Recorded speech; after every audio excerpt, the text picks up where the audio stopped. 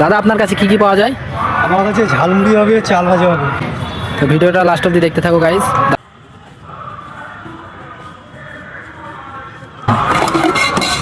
এটা মুড়ি ভাজা,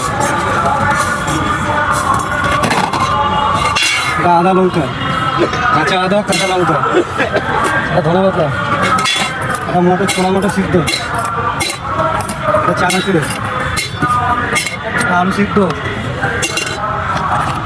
এটা শশা গাজর, এটা বাদাম ভাজা বাদাম, এটা ভাজা মশলা, বিট লবণ, এটা পেঁয়াজ,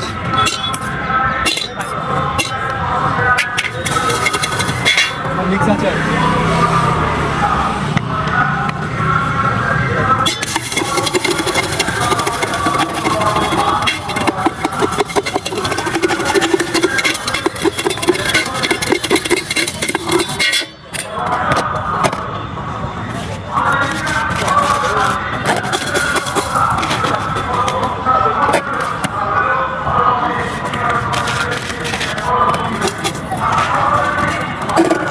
একটা হাত।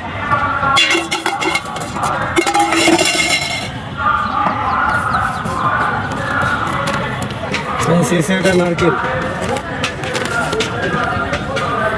এই দাদার মুড়ি কিরকম টেস্ট হয়েছে?